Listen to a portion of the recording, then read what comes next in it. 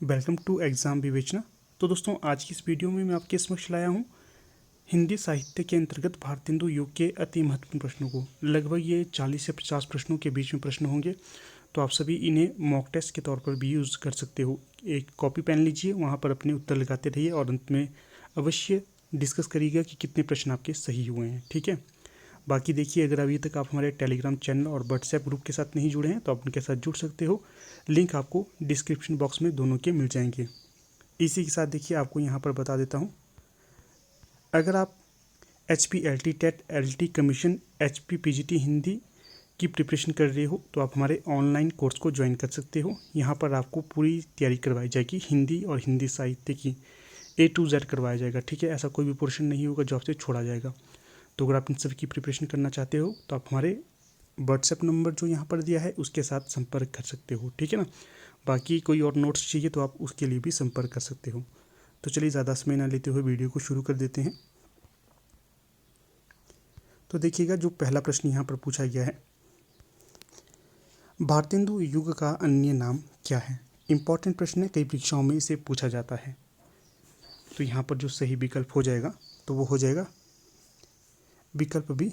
जो पुनर्जागरण काल है ये भारतेंदु युग का अन्य नाम स्वीकार किया जाता है। रुकिए, थोड़ी PDF को मैं जूम कर देता हूँ ताकि आपको स्पष्ट दिखाई देता रहे। अगला प्रश्न देखिए, भारतेंदु युगीन काव्य प्रवृत्ति नहीं है। तो यहाँ पर आपके समक्ष 4 काव्य प्रवृत्तियाँ दी गई हैं, इनमें से एक नहीं होगी। पढ़ के बता देता हूँ, राष्ट्रीयता और देश प्रेम, सामाजिक चेतना, भक्तिपरक काव्य की प्रधानता और हास्य व्यंग्य। तो यहाँ पर जो सही विकल्प हो जाएगा तो वो हो जाएगा विकल्प सी। जो भक्ति पर काव्य की प्रधानता यहाँ पर देखने के लिए नहीं मिलती है, मिलती तो है पर प्रधानता नहीं मिलती। प्रधानता से तात्पर्य होता है जैसे भक्ति काल में सिर्फ भक्ति भाव की रचना को प्रधानता मिलती थी, श्रृंगार की रचना भक्ति काल में अधिक नहीं होती थी, उसी प्रकार से जो भारतेंदु युग है उसमें भक्ति काल की प्रधानता नहीं थी, अर्थात भक्ति पर काव्य अधिक नहीं रचा जाता था। बाकी देखिए, जो राष्ट्रीयता और देश प्रेम मिलता है, सामाजिक चेतना मिलती है, हास्य व्यंग्य ये भी मिलता है। अगला प्रश्न है, निम्नलिखित में से कौन भारतेंदु युग का कवि नहीं है। तो विकल्प में है बद्री नारायण चौधरी प्रेमघम, राधाकृष्ण दास, प्रताप नारायण मिश्र, श्रीधर पाठक। तो जो सही विकल्प यहाँ पर हो जाएगा, जो श्रीधर पाठक हैं ये भारतेंदु युग के कवि नहीं माने जाते। बाकी देखिए, बद्री नारायण चौधरी प्रेमघन, राधाकृष्ण दास और प्रताप नारायण मिश्र, भारतेंदु हरिश्चंद्र, अंबिका दत्त व्यास इत्यादि ये भारतेंदु युग के कवि स्वीकार किए जाते हैं। परंतु जो श्रीधर पाठक हैं ये द्विवेदी युग के कवि स्वीकार किए जाते हैं। देखिए, मैथिली शरण गुप्त हो गए, श्रीधर पाठक हो गए, इसके पश्चात हरिऔध जी हो गए, महावीर प्रसाद द्विवेदी हो गए, ये द्विवेदी युग के प्रमुख कवि स्वीकार किए जाते हैं। आगे मैं इनकी भी चर्चा आपके साथ करूँगा। इसके पश्चात प्रश्न संख्या 4 है, भारतेंदु कृत प्रेम सरोवर है। तो बताना है कि यह कविता है या फिर हास्य व्यंग्य है या फिर मौलिक नाटक है या फिर अनुदित नाटक है। तो बताइएगा। तो सही विकल्प हो जाएगा, जो भारतेंदु कृत प्रेम सरोवर है यह एक कविता है। विकल्प ए यहाँ सही हो जाएगा। अगला प्रश्न देखिएगा 5, प्रेम तरंग के रचयिता कौन है। राधाकृष्ण दास, भारतेंदु हरिश्चंद्र, प्रेमगन या श्रीनिवास। तो जो प्रेम तरंग है इसके रचनाकार हो जाएंगे भारतेंदु हरिश्चंद्र। अगला प्रश्न है 6, भारतेंदु ने विजयनी विजय पताका की रचना की। किस उद्देश्य से इन्होंने ये रचना की है। कवि वचन सुधा के सफल प्रकाशन पर, भारतेंदु मंडल के गठन पर, अंग्रेजों की मिस्र पर विजय की खुशी में, तदीय समाज की स्थापना पर। तो बताइए, छठे का जो सही विकल्प कौन सा होगा। तो जो ये विजयनी विजय पताका रचना रची गई है ये अंग्रेजों की मिस्र पर विजय की खुशी पर रची गई थी। अगला प्रश्न देखिए, कौन सी कृति भारतेंदु की नहीं है। भारतहरण, भार दुर्दशा, अंधेर नगरी, वैदिकी हिंसा, हिंसाना भक्ति। तो बताइएगा 7वें का सही विकल्प कौन सा होना चाहिए। तो देखिए, जो विकल्प ए है भारतहरण ये भारतेंदु की रचना नहीं होगी। बाकी जो भार दुर्दशा है, अंधेर नगरी है, वैदिकी हिंसा, हिंसाना भक्ति, ये तीनों ही भारतेंदु की रचना हो जाएंगी। अगला प्रश्न है 8, भारतेंदु की कविता की सबसे बड़ी विशेषता है।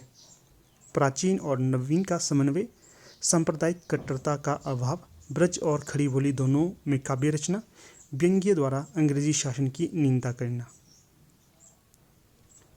तो जो सही विकल्प यहाँ पर होगा, भारतेंदु ने प्राचीन और नवीन का समन्वय किया था। एक तरह से जो रीतिकाल हो गया और आधुनिक काल हो गया, इसके बीच का जो सेतु का काम किया है तो वो भारतेंदु ने किया है।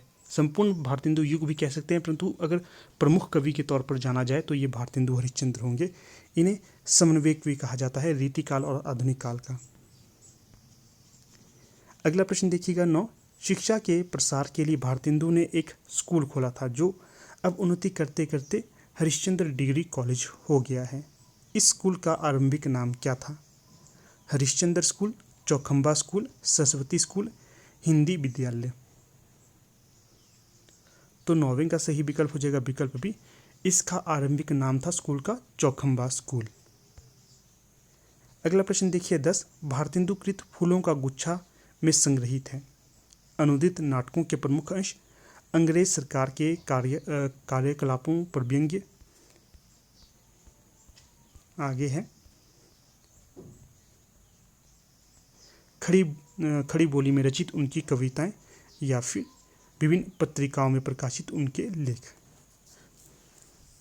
तो जो सही विकल्प यहाँ पर हो जाएगा, खड़ी बोली में रचित उनकी कविताएं संग्रहित की गई हैं इसमें।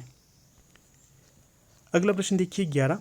इन मुसलमान हरिजनन पे कोटिन हिंदू बाड़िए, यह पंक्ति भारतेंदु ने किसके संबंध में कही है या कहाँ पर कही थी ये? तो जो 11वें का सही विकल्प हो जाएगा उत्तरार्ध भक्तमाल में। और ये पंक्ति किसके संबंध में कही थी? रसखान के संबंध में। ठीक है, इसका भी ध्यान रखिएगा, वेरी वेरी इंपॉर्टेंट है ये पंक्तियाँ।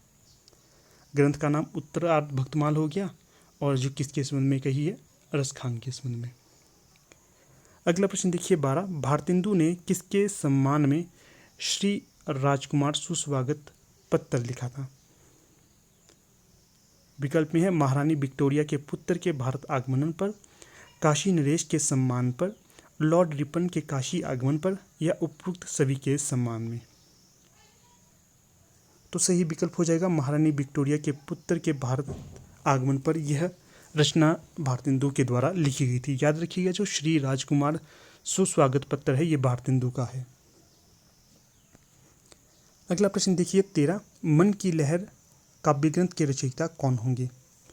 बद्री नारायण चौधरी प्रेमगन, प्रताप नारायण मिश्र, लाला श्रीनिवास दास या अंबिकादत्त व्यास। तो 13 का सही विकल्प यहाँ पर हो जाएगा प्रताप नारायण मिश्र। इनकी कृति हो जाएगी मन की लहर। अगर विधा पूछी जाए इसकी तो ये काव्य ग्रंथ होगा। अगला प्रश्न देखिए 14। आनंद अरुणोदय किसकी रचना होगी? आनंद अरुणोदय भारतेंदु, राधाकृष्ण दास, प्रेमगन या जगमोहन सिंह। तो जो 14 का सही विकल्प हो जाएगा प्रेमगन की कृति हो जाएगी ये। फिर अगला प्रश्न देखिए 15। तदीय समाज से किसका संबंध था? केशव चंद्र सेन से, ईश्वर चंद्र विद्यासागर का, भारतेंदु हरिश्चंद्र का या फिर राजा राममोहन राय का। तो जो तदीय समाज से संबंध रहेगा तो ये भारतेंदु हरिश्चंद्र का था। अगला प्रश्न है 16। नए जमाने की मुकरी के लेखक कौन हैं? इंपॉर्टेंट प्रश्न है। रामचंद्र शुक्ल, बालमुकुंद गुप्त, प्रेमगन या भारतेंदु। तो सही विकल्प यहाँ पर भारतेंदु हो जाएगा।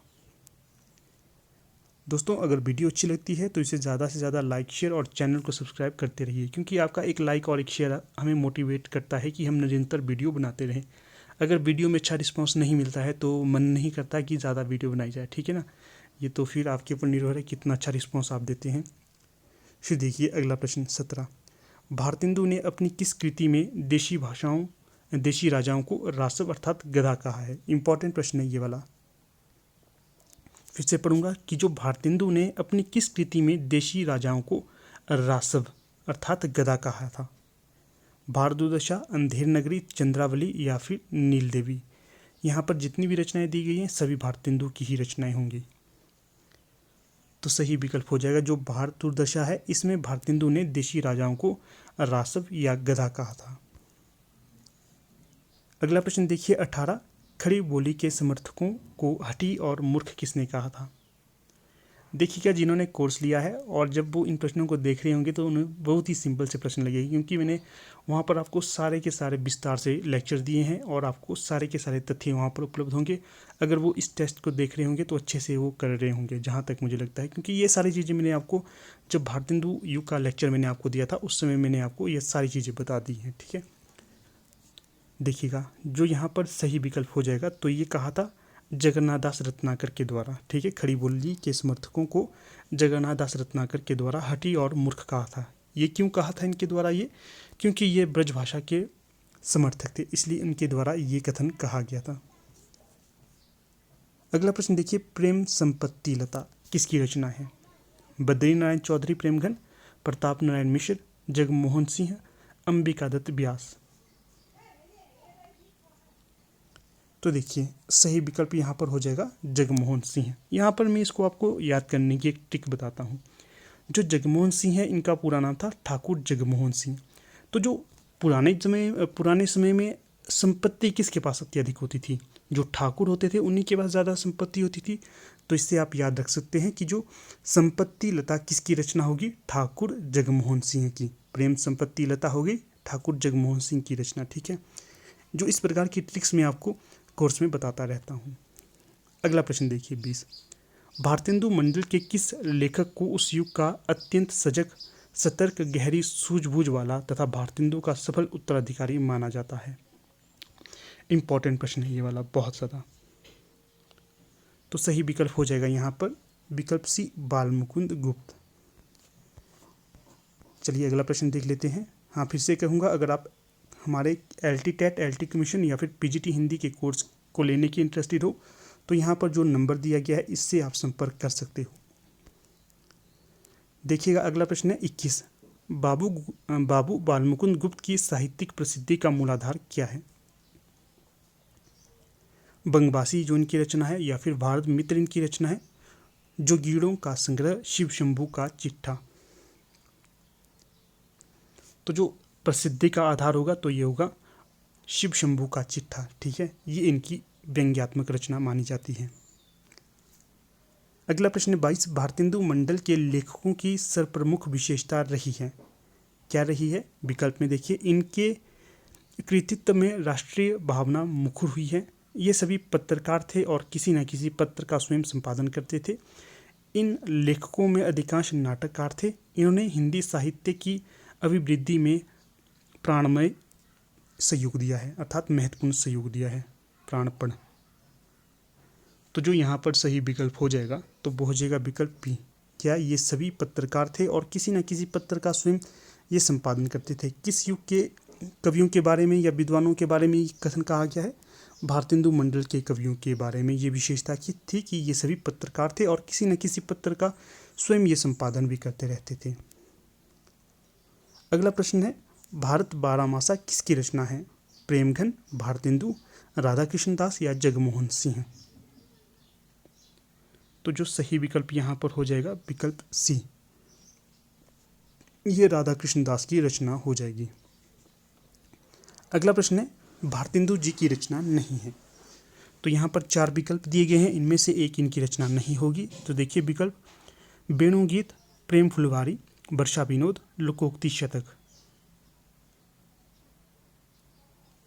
तो जो लोकोक्ति शतक है ये प्रेमचंद की रचना, भारतेंदु की रचना नहीं होगी। बाकी वेणुगीत, वर्षा विनोद और प्रेम फुलवारी ये सभी इनकी रचना हो जाएगी।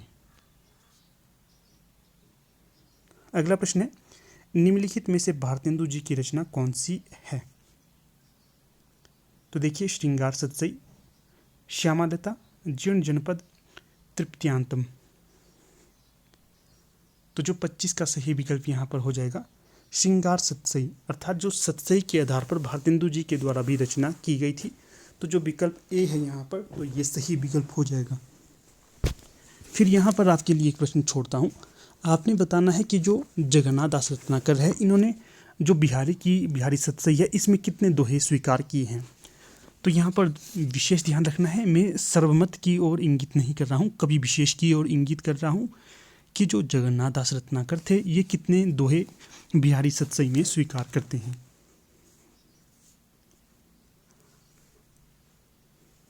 अगला प्रश्न देखिए, सुकवि सतसई किसकी रचना होगी? भारतेंदु की, अंबिकादत्त व्यास की, राधाकृष्ण दास की या फिर प्रेमघन की? तो ये रचना हो जाएगी अंबिकादत्त व्यास की। तो विकल्प बी यहाँ पर सही हो जाएगा।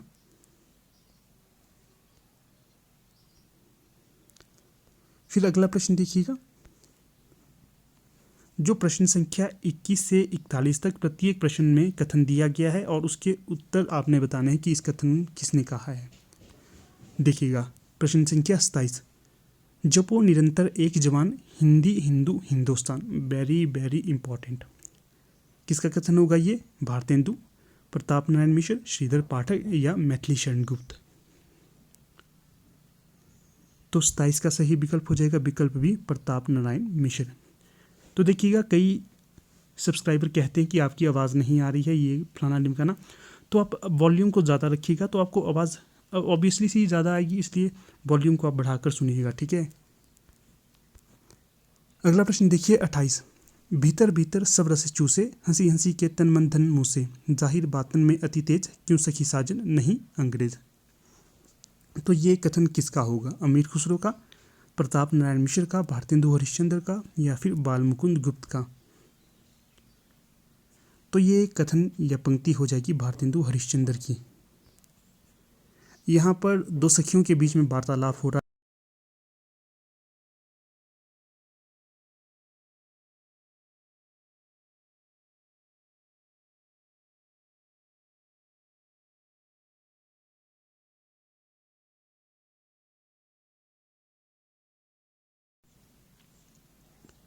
तो प्रस्तुत पंक्तियाँ जो यहाँ पर दी गई हैं इसमें प्रेयसी और सखी के बीच में वार्तालाप हो रहा है, ठीक है। एक दूसरे के साथ वो व्यंग्य भी कर रहे हैं, क्या तुम्हें तुम्हारे प्रेमी की याद आ रही है? तो प्रेमिका कहती है नहीं, ये मेरी प्रेमिका की याद नहीं है। अगला देखिए 29, जैसे कंता रहे घर तैसे रहे विदेश। क्या है? जैसे कंता घर रहे तैसे रहे विदेश। प्रस्तुत पंक्तियाँ किसकी होंगी? प्रेमघन, भारतेंदु, राधाकृष्ण दास या प्रताप नारायण मिश्र? तो 29 का जो सही विकल्प हो जाएगा प्रताप नारायण मिश्र की प्रस्तुत पंक्तियाँ हो जाएंगी।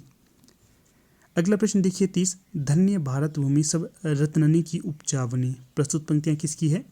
प्रेमघन, भारतेंदु हरिश्चंद्र, मैथिली शरण गुप्त या गया प्रसाद शुक्ल स्नेही? तो जो 30 का सही विकल्प हो जाएगा बद्री नारायण चौधरी, प्रेमघन। धन नहीं होगा, घन है, प्रेमघन। इनकी ये पंक्तियाँ हो जाएंगी कि धन्य भारत भूमि सब रत्ननी की उपजावनी।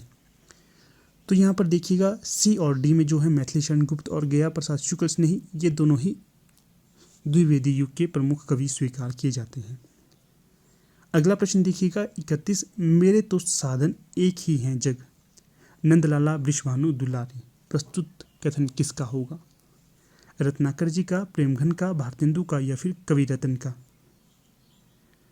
तो 31 का जो सही विकल्प हो जाएगा विकल्प ए, रत्नाकर जी का ये कथन हो जाएगा।